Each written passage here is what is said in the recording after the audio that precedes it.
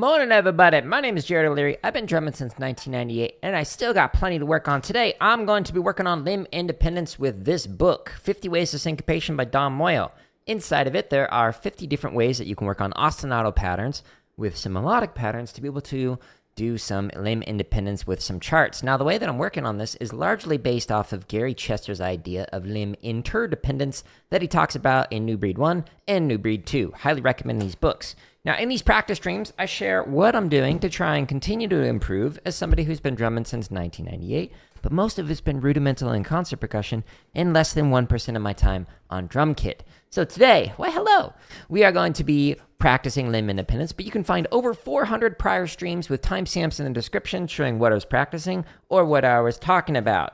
Now, because I've been drumming for so long, and because I've taught every grade kindergarten to doctoral student, I will often get people like Jay on different platforms like Instagram or on YouTube or wherever, and they'll ask me some questions. I will often edit those questions, those responses rather, and put them in this drumming tips playlist. There's over 100 videos in here, with the title being the first thing that I talk about, like what are roughs, and it says, and other drumming tips, if it says that, or in other teaching tips, that means there's more topics inside of here. There's over 14 hours of free tips from all the different questions that I received across the 400 plus different live streams and whatnot. Now, if you go to my home tab of YouTube, this is where you can find all the play-alongs I'm going to be using here in a moment. Scroll down a little bit.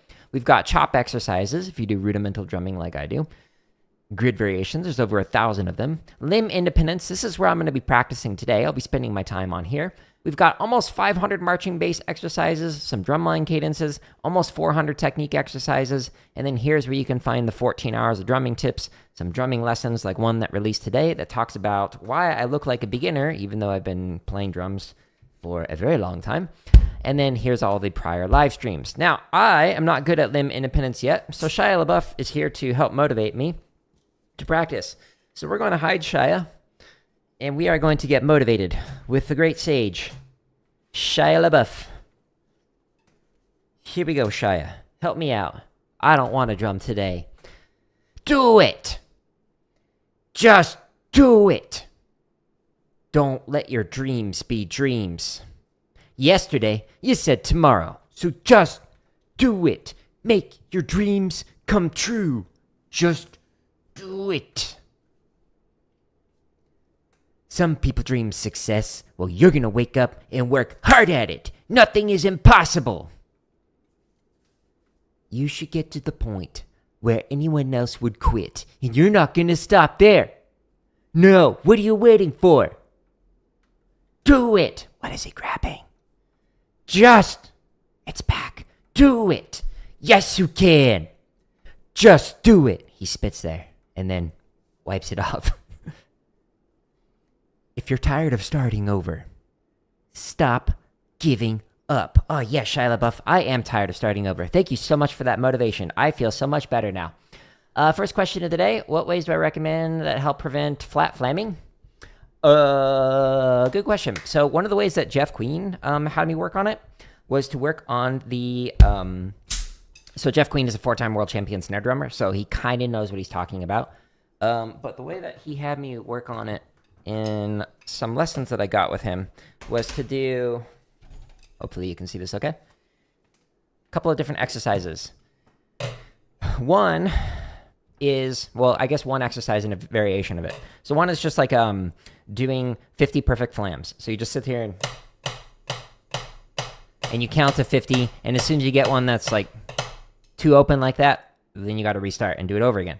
So that's all on one hand, all on the other hand, or alternating 50 perfect flams, doing either of those 3 different options in there. But also intentionally practicing it where you have super open flams, normal flams, and flat flams. Flat flams are where they hit at the exact same time. Normal flams give you a little cha. And then an open flam is where you get a gada. So a rhythm sound as opposed to like a broadening, I can't speak, or lengthening of the note. So when you're playing the flams, it should sound like a thicker accent or a thicker tap as opposed to ba-da, ba-da, ba-da when doing it. So you can do this with any exercise. Like you could practice like flam accents and be like, okay, I'm going to intentionally play super open or flat or normal, etc. And so that ability to control that distance from the grace note to the primary note, so it's open, normal, and flat, where it's lining up with the primary note. And you can do that with any exercise, or you can do it with just like I'm gonna do 50 in a row of normal flams or flat flams or open flams or whatever. That's how I worked it up. But you could do that with any of these exercises if you want to, instead of like just doing just the boring, I'm gonna do it over and over on just 50 on the right, 50 on the left, 50 alternating. But you could do it with any of these chop exercises. There's 62 of them. You could do it with any of these grid variations that have flams, like inside of the flam play-alongs here for grid. Like for the 16th note one, how many are in this? There are 67 videos in this particular playlist. So, you know, it can keep you busy for a while. I'd focus on rudiment on one for the majority of these grid variations, but you do you. But yeah, great question, Jay. Today, I'm going to be working on limb independence. So I'll be in this section. Milo, welcome. We are practicing again out of Dom Moyo's book, 50 Ways to Syncopation. I just dropped my pen. And Dom's book has 50 ways to practice. And I have taken those 50 ways and I put this in this spreadsheet, which keeps track of like how I'm doing on average. So for example, pattern number 2 is your very basic ding, ding, ding, and you read through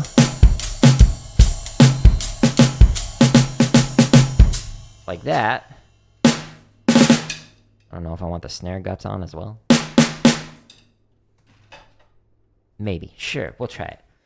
But the last however many times I play through it, if you keep scrolling to the right, on average, column A, this one, it's technically proficient. I'm skipping all of the patterns from Dom's book and the variations from his book that I'm okay at, so that are technically proficient or that are musical. So we're skipping all of these, and we're working on this one, which is pattern number 41, which is up on the screen now.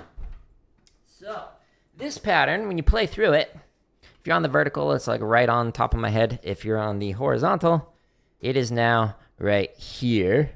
So the pattern, you're going to play 1 E and a 2 E and a 3 E and a 4 E and a 1 E and a 2 E and a 3 E and a 4 E and a 1 E and a 2 E and a 3 E and a 4 E and a. Add the hi-hat on 2 and 4. While you read through the charts on the left hand on the snare drum. So this is a 4-way independence pattern. And it's one that I'm not good at yet, hence why we're practicing it. Okay, so the last time that I played through this, I practiced it at 7,000 beats a minute. No, we practiced it at 85. Cool. Let's try it at do I want to go faster? Let's try it at 85 again, since we just made the jump from 80. Okay, so inside of my website, or on my home tab of YouTube, wherever you want to go, we've got this limb independence section, and there's these permutations, there's straight drum charts, and there's swung drum charts. Every one of these playlists links to this video, how to develop limb independence on the drum kit. So if you're not sure how to actually be able to do the thing that I'm about to try and do, it shows you how to practice it. And every single one of these has it as the second video on these playlists. Inside of this one is a bunch of charts from 60 beats a minute to 99 beats a minute and 1 click at a time jumping up in groupings of 5 charts. So we're just going to pick a random chart to start with. We're going to start with 31 through 35. It's calling out my name. We're going to put this at 1080p. And because we're playing at 85, I'm going into the timestamps and I'm saying, hey, count off at 85. And then I can hear the play along through my headphones. It's muted on your end because of a sync delay. So 1, 2, here we go. Okay, so this is a pattern that repeats. This is called an ostinato. An ostinato is a pattern that just keeps going and going. The left hand is going to play what you see in the chart. Okay, so this is the independent part. In this case, it's one limb that is independent of the other 3 limbs, keeping my metronome going, basically going. That's perfect. Ugh.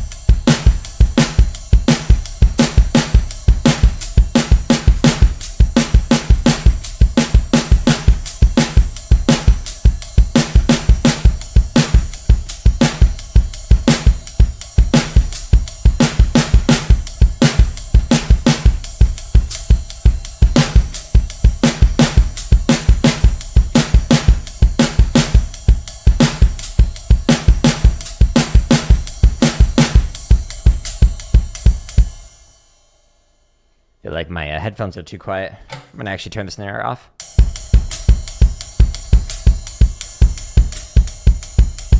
Okay, so again, on these, like the first line for each one of these charts, you can improvise or you can just play the ostinato, whatever you need to do. Take a water break, a two, a ready, and...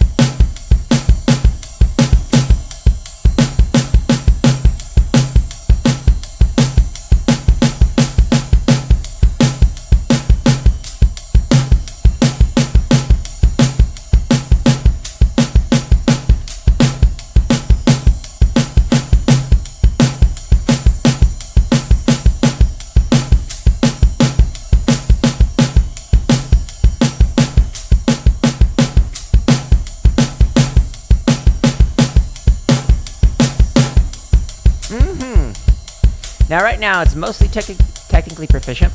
I wish I could say that word. The next level will be making it more musical, or adding in different timbres, different textures, different dynamics, etc.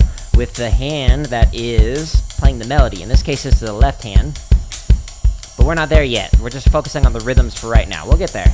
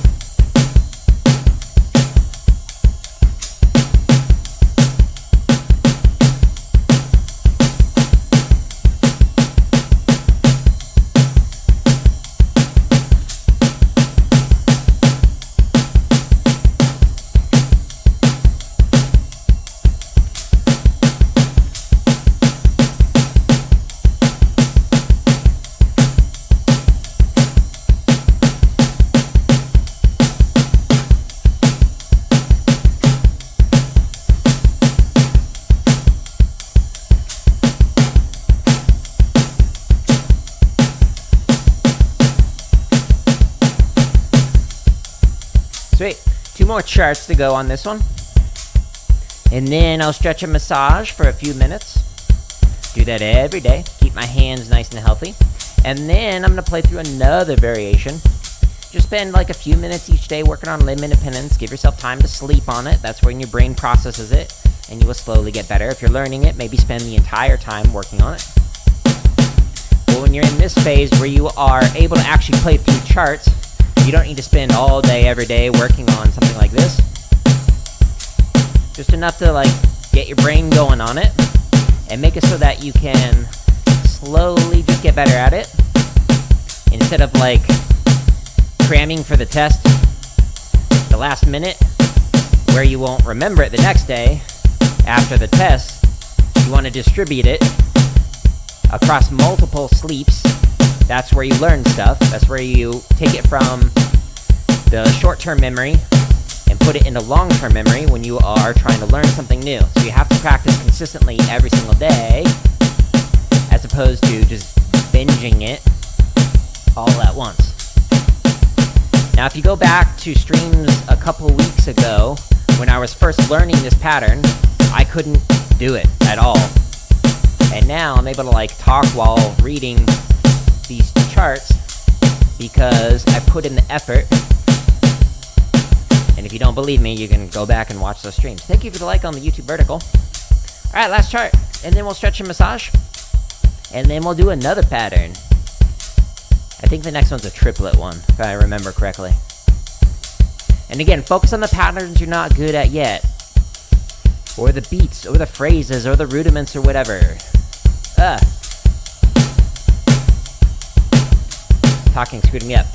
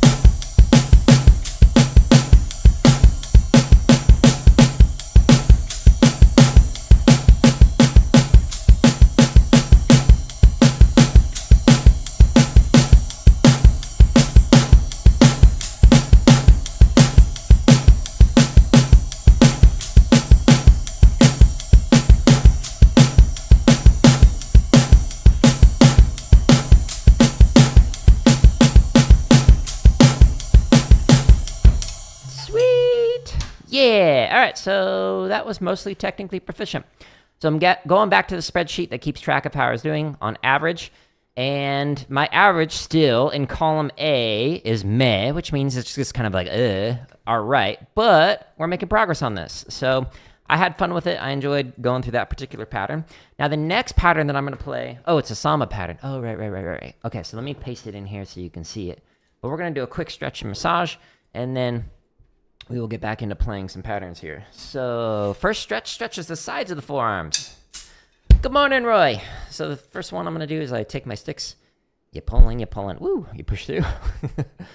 When you were first learning and practicing all the time, how did you manage to take the time to let things sink in? For example, sleep and return refreshed. Good question. One thing to like prevent the burnout that can come with practicing is like take breaks throughout. So there's a method called a Pomodoro method where you schedule in breaks like throughout whatever chunk of time you're working on. So for me, I like to do a 10-minute break every hour. So I'll work for 50 minutes, 50, and then I'll take a 10-minute break where I'll like go walk on the treadmill so I get my body moving. Otherwise, I'll just like sit or stand and practice all day long or whatever, work on music all day long. But another thing to do is to understand that there's a point of diminishing returns. I'm stretching the underside of the forearm, by the way. So when practicing, you'll notice that like you're really not making much more progress on something. Usually, it depends on the research on this, but usually somewhere between like 2 to 4 hours is where like things start to like go down the hill. And then it gets into risk of injury depending on what kind of thing you're doing. So if like you're a gymnast, or like an Olympic level weightlifter or something, then they will stop after a certain amount of time, even though they might want to go more. Like their muscles could fail, which could lead to injury, which could make it so then they can't practice, etc. So with drumming, that can kind of happen if you're using like a tight technique, and you could get that like overuse injuries. But as somebody who has practiced for like 12 plus hours a day, every single day, like when doing all days for drum corps and whatnot, that wasn't really an issue that I ran into. The biggest issue was just the diminishing returns on things. And so one of the ways to kind of prevent the diminishing returns is to just constantly do different things. So once you get to a point of diminishing returns on like limb independence, cool. Now start to focus on technique. And then once you get to a point of diminishing returns on technique, now start to focus on like endurance, etc. Another thing that you can do is to sequence what you practice with the hardest thing first, or the thing that requires the most focus and attention first, and then getting to like gradually to things that require less and less energy. So for example, focus on like limb independence at the very beginning, or focus on refining your technique at the very beginning where you're slowing something down to 40 beats a minute and you're just like going up one click at a time, etc. That requires a lot of attention, a lot of focus. And then as you go like into the next phase of it, it's more of, okay, I'm going to play at show tempo or at performance tempo and work on that for a chunk of time until I start to get the diminishing returns. Okay. And then I'm going to work on the endurance and speed where I'm like pushing my hands to play faster, but I don't necessarily need to like be as focused as I am when I'm playing something at 40 beats a minute to try and like really line something up with it.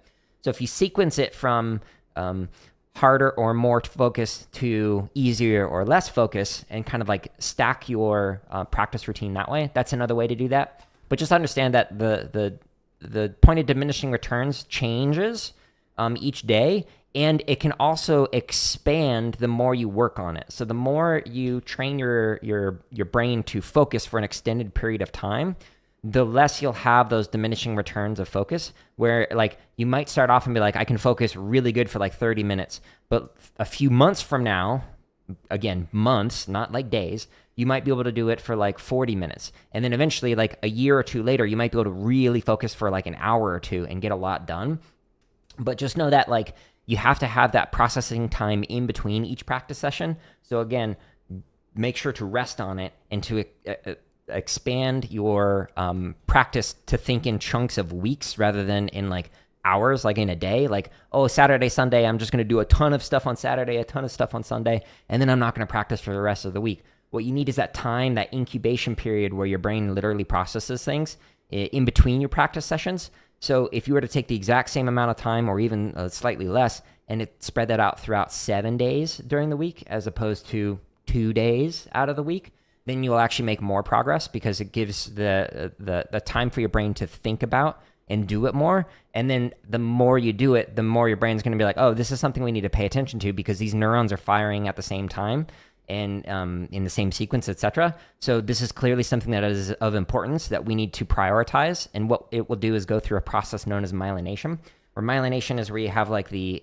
axons that like connect the different neurons from each other, and it'll literally coat the axons and make it so that it's a thicker. It's like going from like 3G to 5G or something, or from like dial up to like a broadband connection with the internet, where it makes it so that the thickness of the axons makes it so that you have like better timing control of the neural firings, but also greater speed between the firings. And it makes it so that they can just like work together more cohesively. And in order to develop that, you have to do it over extended periods of times, like working on the same thing for like literally months. Usually it's about 50 hours or so before that process starts to happen. So if you're like working on like an ostinato pattern or something where you're like a bione or something, and you're working on this and you're like, cool, this is great. I put in 2 hours of time into it. Great. But really, in order to like push your brain to like actually solidify that in your head, you got to spend about 50 hours like working on whatever it is you're working on in order to like really get that going. Follow up, does diet affect myelination? I don't know if it specifically affects myelination, but my guess is yes. So when it comes to a diet and whatnot, it will have a profound impact on your recovery process. So I have some like drumming lessons and drumming tips videos where I talk about the importance of recovery and to think about like how you spend your time in between the practice sessions. Because if all you focus on is just practicing and then you go and eat unhealthy food, that's like giving your body fuel that has like sand in it for like a car or something. Like it's not gonna go well. Like it's not gonna be as good as if you get like the fuel that is designed for whatever the engine is that you're going with. So same thing with your body. So if you are getting 8 hours of sleep versus 6 hours of sleep, you will be able to process things better. If you are eating healthier foods, you'll be able to like your body will be able to recover faster and repair itself faster. That's both from like a physical standpoint, like with your hands and how they're like moving and whatnot and recovering, because like the inflammation you get with the blood flowing into your arms or into your limbs when you're practicing, that is a recovery process where your blood is basically sending nutrients to that part of the body and going, hey, you're literally like working out with your arms when you're doing something like this, even though it's not lifting heavy weights, it's that repetitive motion. And so your body has to repair itself for that inflammation where it's moving the blood into it. And so you need good nutrients to help your body repair itself faster. But also just like the better nutrients, the better sleep, the more you like work out and take care of your body, the more of a profound impact that it's going to have on like your recovery process mentally. So you're able to focus more. So like due to stress from a previous job that I had, I gained like 40 pounds. And if you go back like 6 months ago, you'll see that like I'm like almost 20 pounds down from where I was at. I'm still not at fighting weight yet, but it's a process that I'm intentionally going through in order to like get back into that healthier me. And which is why like in the gaming streams, you'll see me like drink like vegetable and fruit smoothies and things like that. Has protein in it, and like trying to be more intentional with the nutrients that I'm putting in my body, because it makes it so that I can be more focused throughout the day. It makes it so I can be more focused when I'm practicing. It makes it so that I can like have more energy to do, like spend time with my wife at the end of the day, or have more energy when I'm working out, or more energy when I'm like creating all the drumming videos, etc. So if you think of your body, your mind, your drumming as like this holistic thing where everything is interconnected, interwoven, and go through it that way, then your health, physically, mentally, drumming health, etc., all work together to make it so that you just feel better, whether you're drumming or the recovery process of drumming, or just outside of the drumming and whatnot. Roy, I appreciate it. Thank you. Guess what time it is? I'm spitting facts. Hey, I appreciate it. It's time for, let's see, what did we have last night? And odds are you probably had it too. We had like a breakfast eggs and breads thing. So are you having breakfast for lunch, Tyler? Random question. So flamadiddles. Paradiddle. Oh, how do you get them cleaner? So those are called So the flamadiddle diddle, and then you do it off the left, flamadiddle diddle, flamadiddle. I'm pretty sure those are called mother effers, which is not family friendly. So I at least that's what I've been told they're called. One of the ways that you can work on that is just like working on your upstrokes. That's likely the biggest issue, is that second note of that diddle going into the flam, because it's a tap height going up into an accent height. So if you go back to the home tab of YouTube and you scroll down to the technique section, there's a couple of things that I recommend taking a look at. One is the accent tap exercises playlist. So inside of the technique, this has a bunch of upstroke exercises in here that you can use to work on your upstrokes. So there's these upstroke builders, there's alternating grid variations of upstrokes, etc. That can help you work on it. But another thing that can help you work on that, going from the flam into it, is just the invert builder, because you are basically doing an invert going from the double left into the accent. So again, inside of the technique section, and you go into the rudiment builders, there's an inverts builder exercise that can help you to work on that. So it is here, so inverts builder, and then there's also the cheese inverts builder if you're interested in that. You just help finish up auditions for a college drumline. Ooh.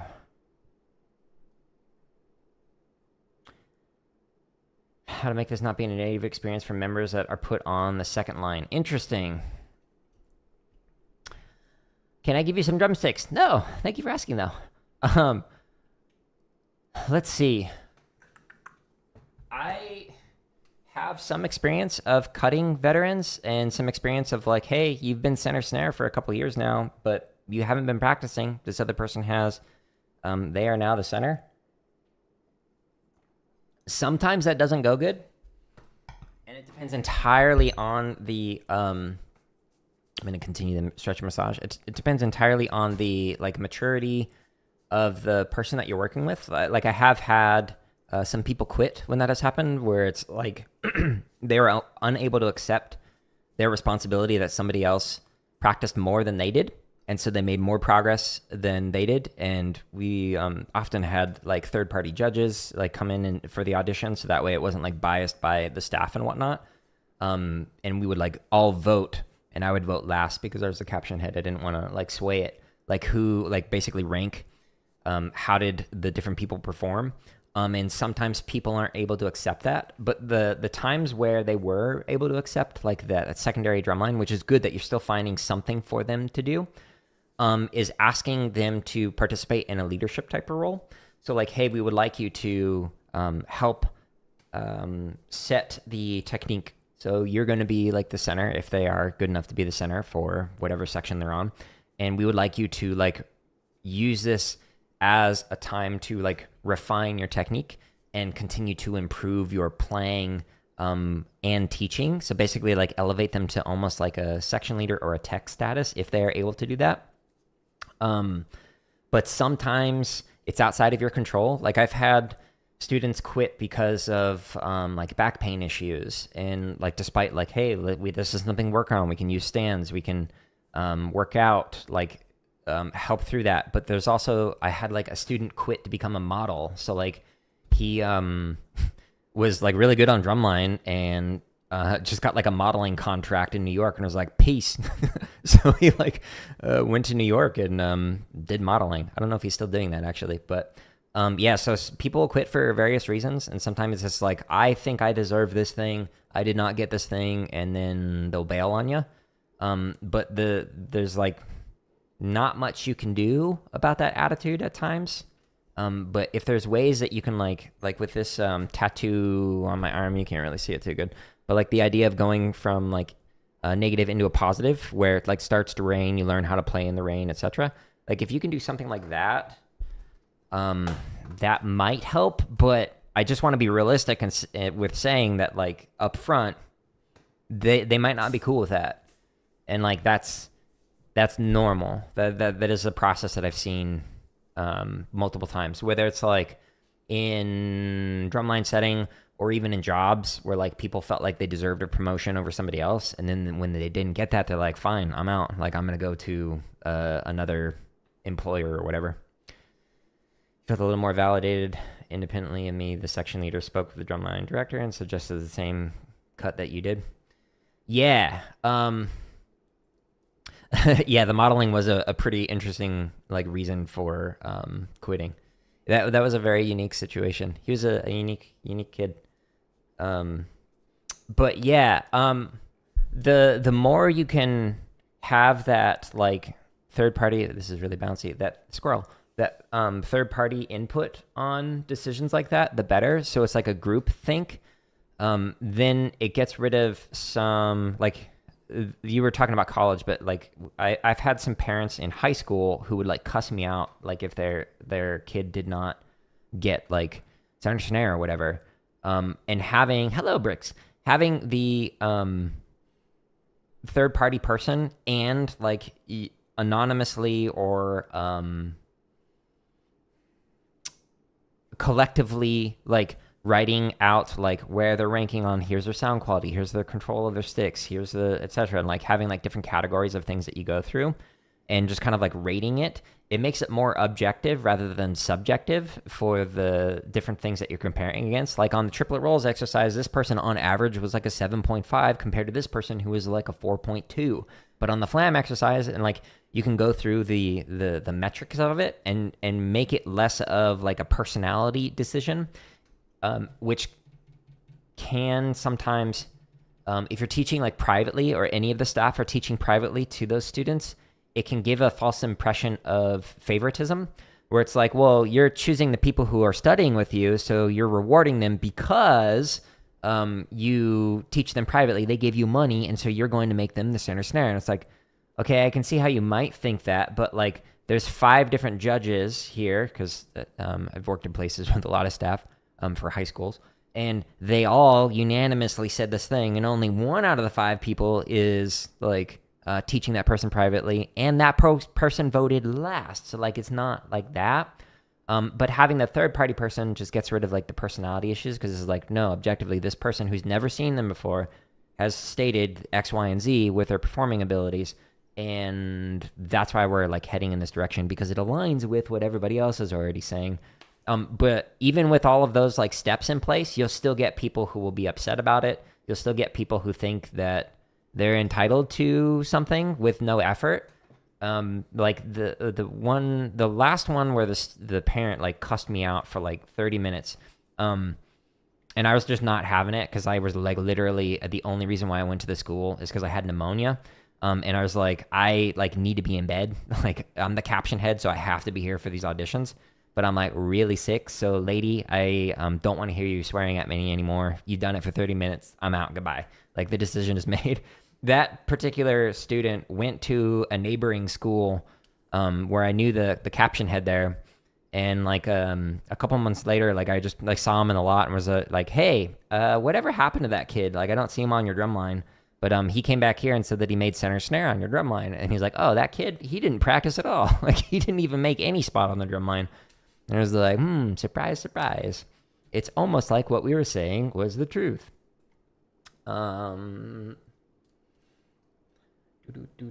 Yeah, the impartiality is very difficult. One of the ways that some people will do it is they'll do like anonymous, where they'll have like a screen up and they'll say like, hey, you can come into the room, don't say anything. Or the judges are going to be like facing with their backs toward you and can't see you. All they're going to do is hear you, and then you can like all do the ranking and whatnot, or the ratings for like how they're doing with it. That's another way that you can do that to make it more objective. But for me, the third party was a key factor for that. But that's for like performing. There's also like the section leader also takes into account like personality wise. Like there have been times where like the section leader is the person who is more of the leader and who is more willing to like teach and work with the drumline, like when staff is not there, even though they might not be as good as somebody else who's like a better performer. So like section leader is like a little more subjective than like whether or not making the line. That could be much more of an objective take and whatnot. Parents are worse than the students when it comes to that stuff. Yeah, and it's coming from a place of wanting the best for their kid, which I get. But also, you don't need to be a jerk. Take a chill pill. Calm down a little bit. You don't need to yell at me because your little darling angel has not practiced in the last 5 months. That is not my problem. Okay, so the pattern that I'm working on, it's here if you're on the vertical, and it's here if you're on the horizontal. So it's the Samba feet pattern. So boom. Okay, so while doing this, we're putting the ride on the right hand on 2 and 4. This is a very open Samba pattern, whereas like normally you might do something like this, etc. And then we're reading through the charts on the left hand. Okay, so that's the plan for this. So I'm going into the limb independence section, and we're going into here, and we're playing this at what speed? 7 beats a minute. Oh yeah. No, we're playing this at... Okay, we've done it at 155 a couple times. So let's try 160. Okay. Do. And that's like something that like comes across with like any age range you're working with. Sometimes like some of my, when I was doing my residency for my doctorate, there were like some of my peers were teaching some classes where like parents would like call and be like, you need to change the grade of my son or daughter, or child or whatever.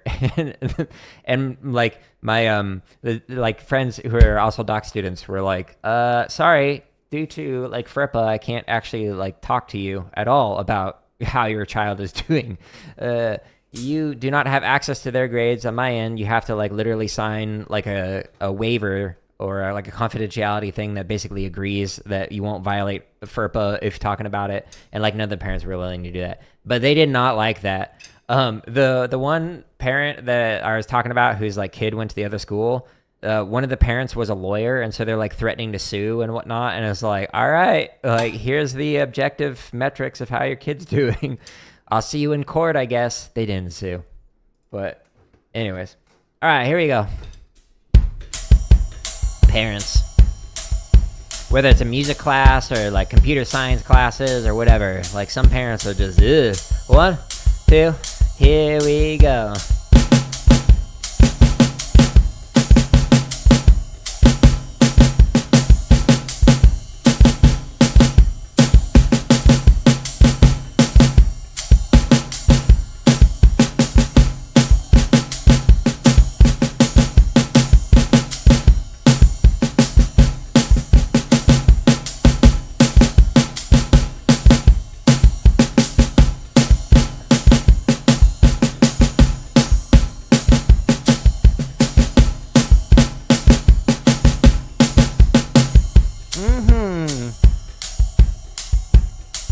Okay. Not bad. Let's try and make it a little more musical. We'll add different timbres and textures if possible. 1, 2, ready, and...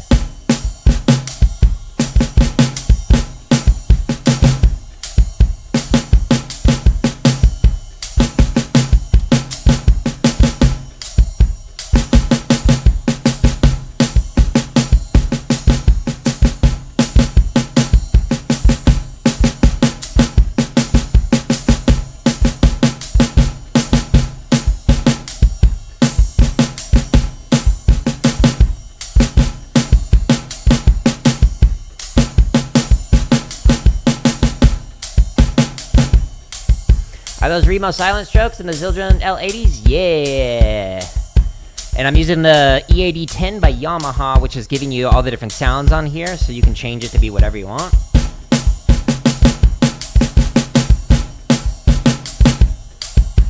Ah!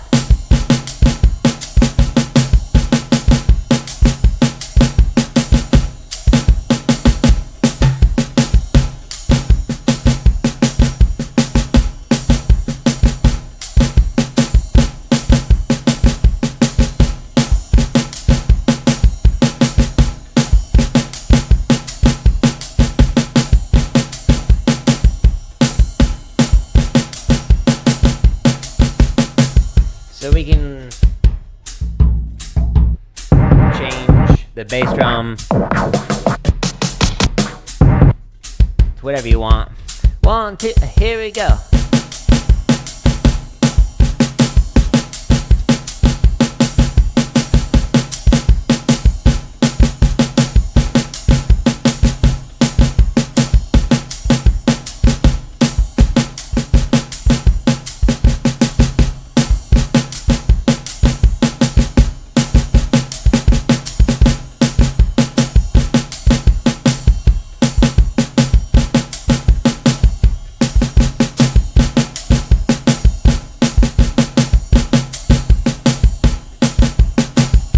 It makes it so that like my wife can literally be like in the room next door on the phone and like no one will hear me drum. It's so nice. It's a good combo. 1, 2, ready, and...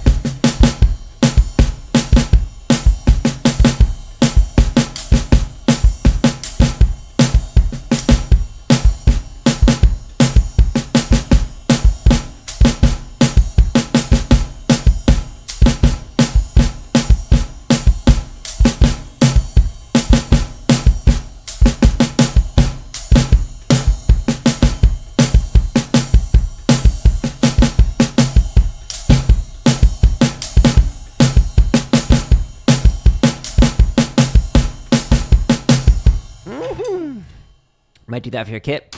Yeah, the hybrid makes it nice. So like this kit being like a normal kit, this is my wife's, but we also have my kit, which is like a black pearl, and it makes it so that like you can teach privately and it's not like blowing out your eardrums and whatnot. Granted, use these headphones in general, it just makes it so you prevent that. But it also makes it so if you're in like an apartment or a condo or a town home, or you just have neighbors who are close to you, or like roommates or siblings or whatever, it makes it so much more tolerable. Like the volume difference is absurd how quiet these are compared to like a normal set of heads and cymbals and whatnot. So I highly recommend them. Even though like the E8010 does not get all the little interior notes like those 3 strokes. You're not hearing all 3 as much as you would. You can't get the interior notes like these low buzzes that I'm playing, etc. But I still, despite those, ooh, hey, we graduated. I prefer it. So I could put normal heads on, but I don't want to. It just makes it so much better. So we just graduated. So column A keeps track of on average how it's doing. So it went from meh, where it's not good, meaning we got to practice it, to technically proficient. So next time we're going to skip this one because we just graduated from it. All right, so the next pattern we're doing is pattern number 44, which is this. And again, this is out of Don Moyo's book, 50 Ways of Syncopation. So if you want to be able to find all these 50 ways, you can do that. Okay, so the last couple of times was musical and fun. Let's try it at 120. So we'll jump up a few clicks a minute. Happy graduation. I should go get my graduation cap and gown on and play. The doctoral ones like look so funny. They like look like the regalia that you'd wear to like a medieval ceremony or something with a little funny looking hats. Anyways, okay, so the pattern that I'm playing, you're playing triplet, triplet, triplet, triplet, triplet, triplet. 2 and 4 on the hi-hat, and then you're reading through the patterns on the right hand. So I'm going to try and read it so that the 8th notes are here, and then anything longer than that is with the shaft of the stick on the bell to just change up the timbres and textures to make it more musical. Now, in order to play through this pattern, because it's a triplet one, I need to go down into the swung patterns under the limb independence section on my home tab. So we're going into here, and because I'm playing at 120, I'm going to say swung drum charts from 100 to 159. We just did 36 through 40, so I'll just go to the next set, 41 through 45, and timestamps in the description to be able to jump to exactly 120 beats a minute, or whatever one you want to go with. And let's try it. So this puts the melody on the right hand instead of the ostinato on the right hand, so it's a little bit of a different pattern. We're not good at this one yet, but that's why we're practicing it this way. The first line of each one of these charts allows you to do the ostinato pattern or to improvise or whatever you want to do. 1, 2, 1, 2, here we go.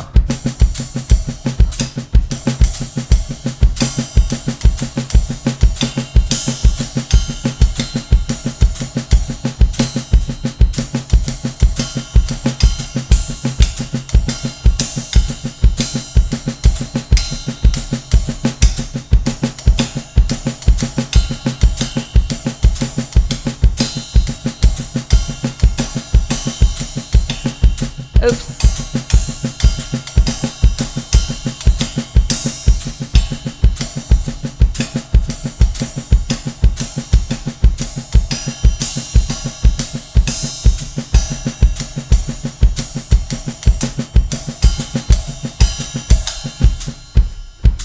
Oh no. Oh no, Hooked on Phonics did not work for me. I really gotta get a refund on that. I'm so sorry. I know, you're gonna unsubscribe. I understand. I get it. 1, 2. Oh, 1, 2. Here we go.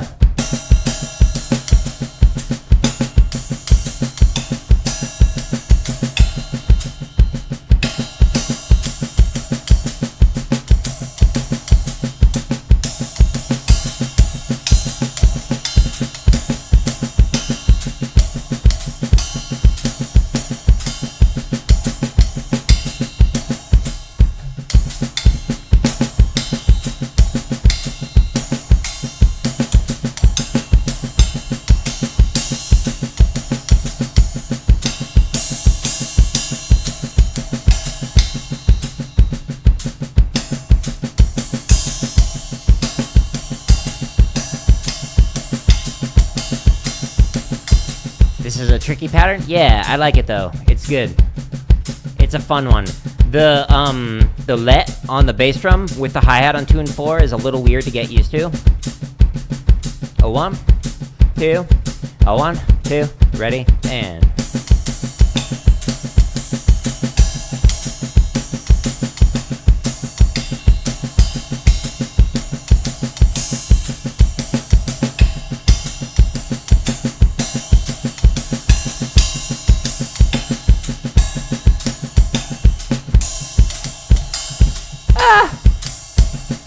A bird flew by.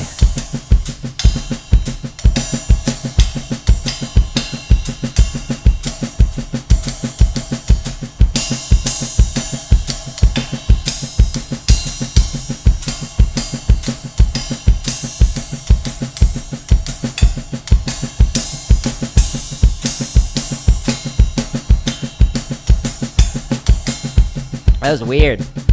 I mean, it makes sense. I'm playing outside, you know. This looks like a room, but actually, it's outside of a building.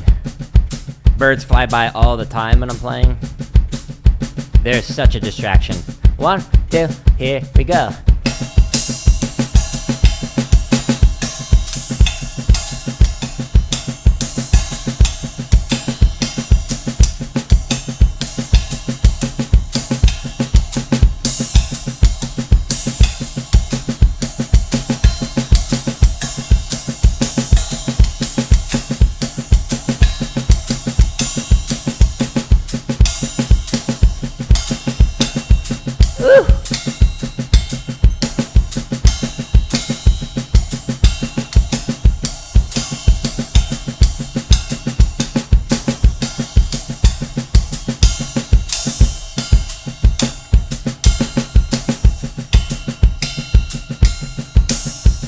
Ugh, why did I write that one?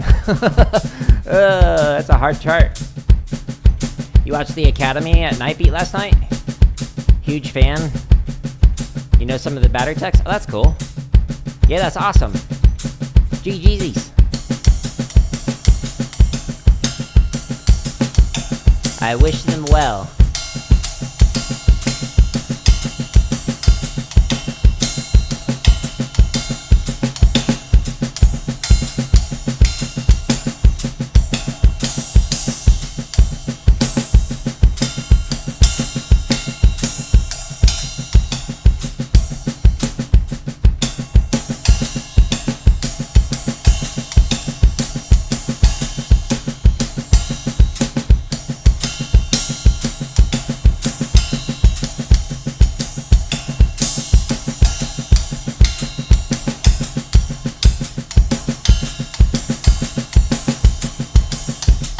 Oh, I read that last measure wrong. I'm so sorry.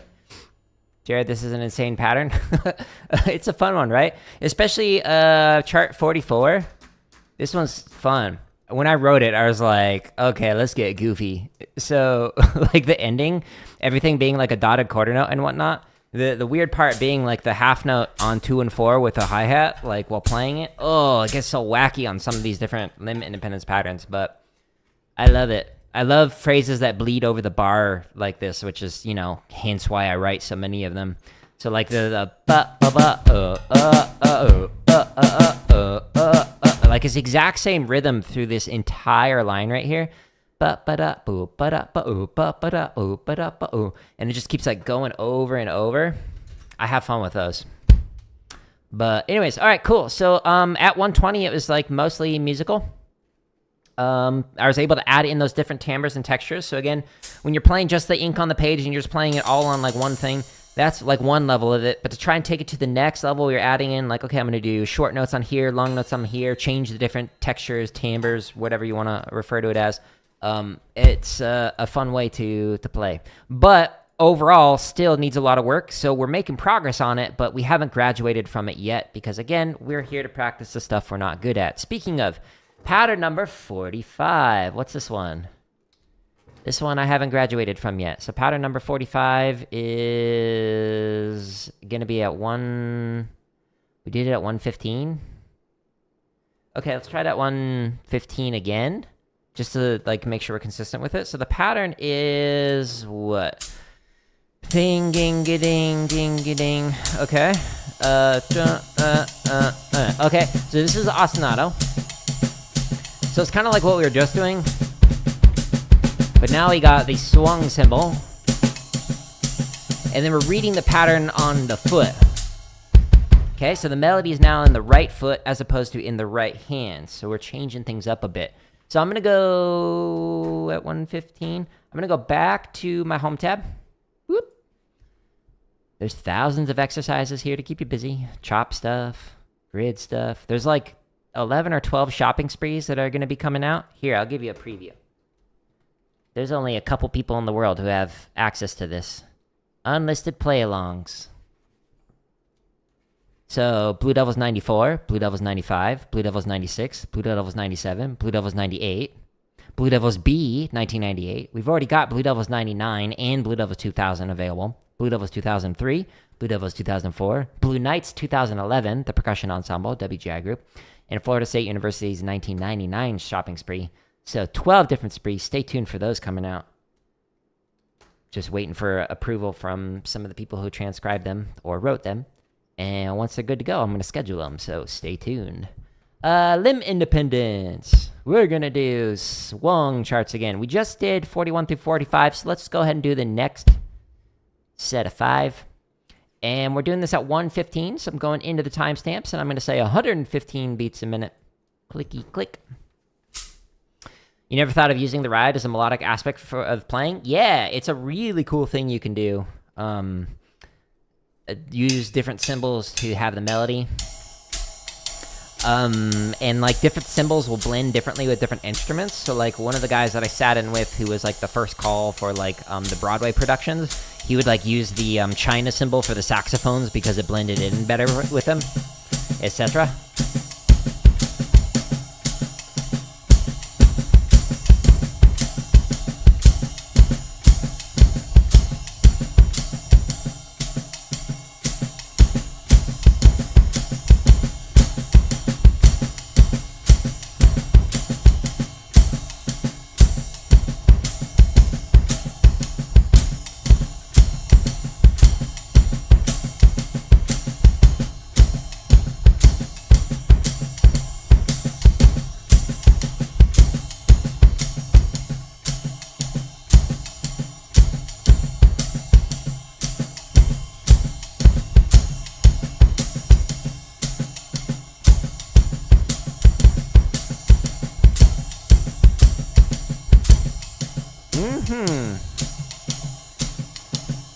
Mostly technically proficient. The hardest part for me, at least, is not the hands, it's the left foot not getting messed up while playing whatever melody is going on in the right foot. That, for me, is the weirdest part.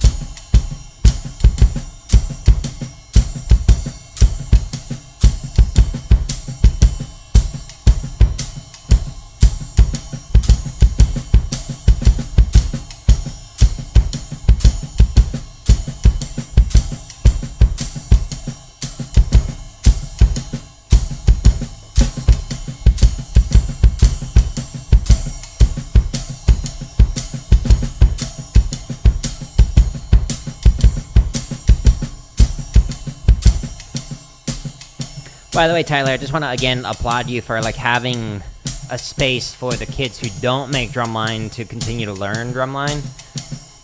That is a very important thing to do. Too often it's like, well, if you don't make it, see ya, sucks to be you. So again, thank you for doing that.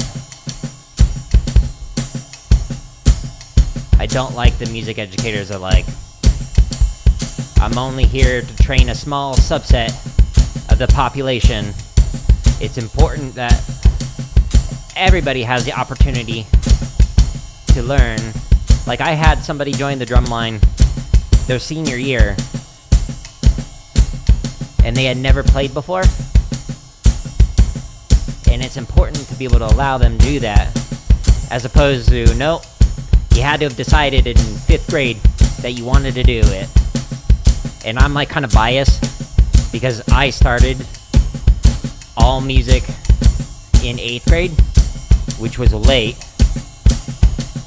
in my district. So like I kind of take it personally when I see like band directors like, sorry, you need like 5 years of piano experience to like play on the drum line. Like, what? Or like, nope, you needed to start in 5th grade. That would have like prevented me from doing everything I've done over the decades.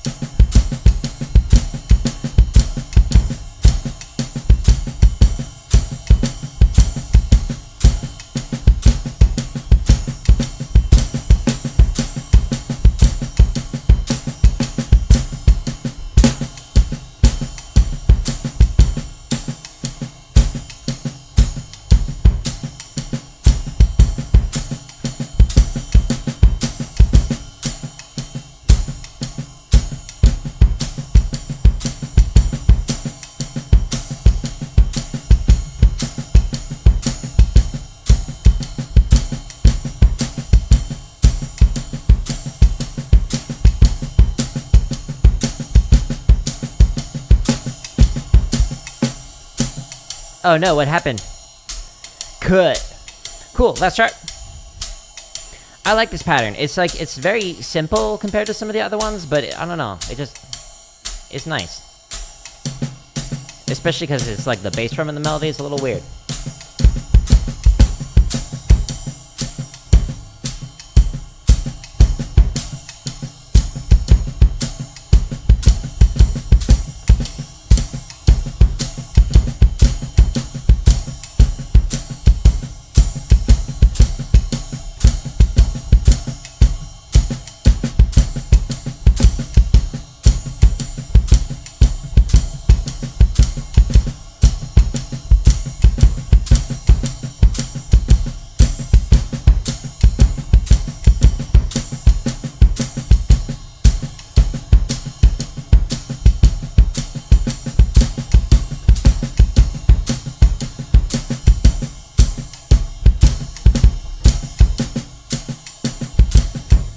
Okay, so mostly technically proficient. Sometimes got a little wonky on the foot, but in general, did all right with it. So making progress on it. Yeah, sweet. Okay, so that was what I wanted to practice. And for the last hour, we've spent our time working on stuff that we are not good at yet. Again, I highly recommend you do the same thing. Now what I'm going to do for the last like few minutes is just do a quick review of one of the patterns that I've already graduated from. Again, column A is keeping track of how I'm doing on this kind of stuff. We just did a couple of swung ones, so maybe I'll do a straight pattern instead of a swung pattern. That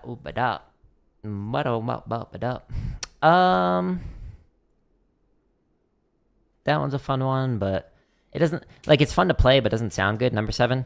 So it's where you play the lines with like quarter notes. Is going to be like a paradiddle. So paradiddle, paradiddle, paradiddle, paradiddle, paradiddle, diddle. If you're doing like dotted quarter notes, while you do boom, like a samba foot pattern. Actually, let's do this one. So speaking of samba, whoa, not that.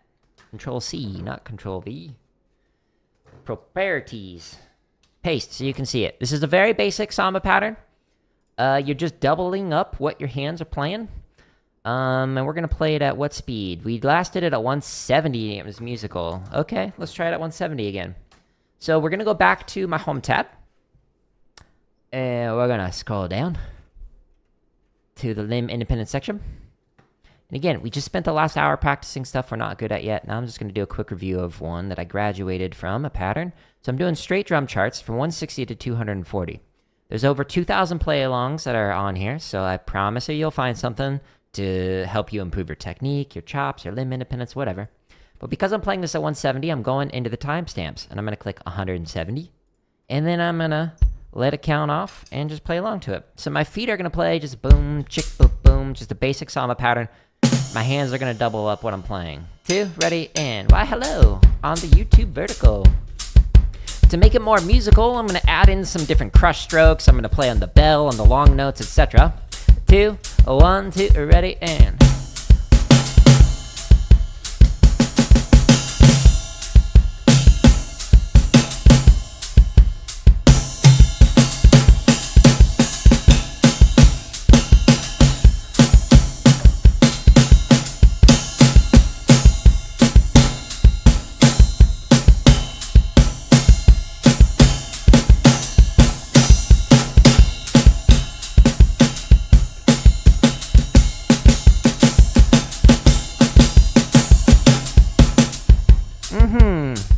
You can't hear all the different timbres and textures that I'd like you to hear because this is a drum trigger on a modified hybrid setup, but it's there.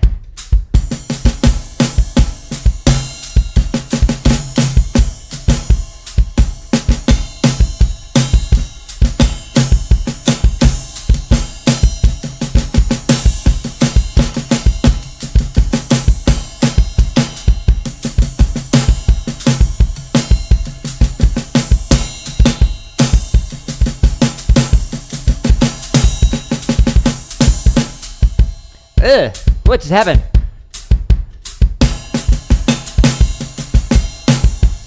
My feet just like had a mind of their own. They took the limb independence literally and just kind of went off and did their own thing. 1, 2, ready, and...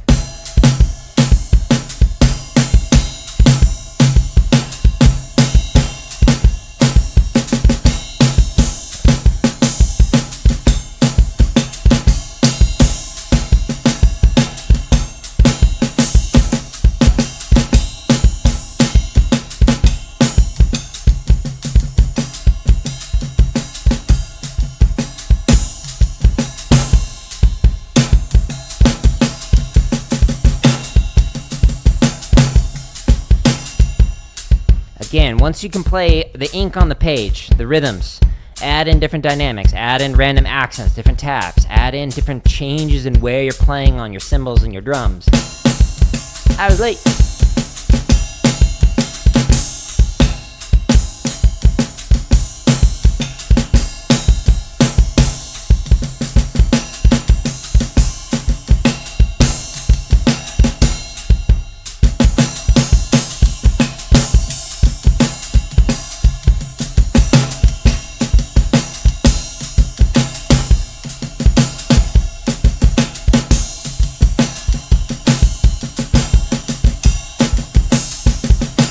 And because there's 55 charts in here, this helps you to practice sight reading. And if you're musical with your sight reading, it'll make it so when you fit in with the ensemble and you're sitting down on a chart you've never done before, it'll sound better than just playing ink.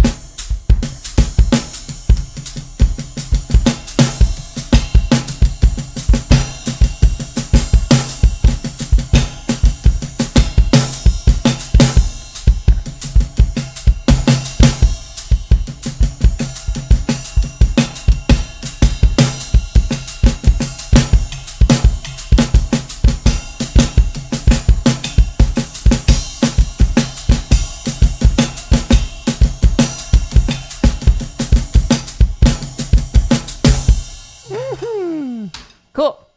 So it's mostly musical, technically proficient, kind of like a blend between the two. The right hand, I was changing things up by making sure that I was playing on the side of cymbal, playing on the ride for the longer notes. So you'd see me change the approach here. You can also change what kind of technique you're using. If you want to use a lighter, like French approach, and then go into like a German on the ride, whatever you want to do. For the snare drum, you can add into buzz strokes, but you don't really hear them with that drum trigger. So wah, wah. But overall, it's mostly musical. We're going through it. I had fun with it. Hey, we just graduated. So on average, pattern 11 in column A It is now musical. Yay! We're improving. Cool. So again, for the first hour, I spent time working on stuff I'm not good at yet. So if you go here, I'm skipping all these patterns that sound technically proficient or musical, and I'm working on the ones that are meh or need a lot of work. I recommend the same for you. I'm doing this publicly. You don't have to share your practicing, but I'm showing you me struggle through stuff I'm not good at yet, and I recommend the same for you.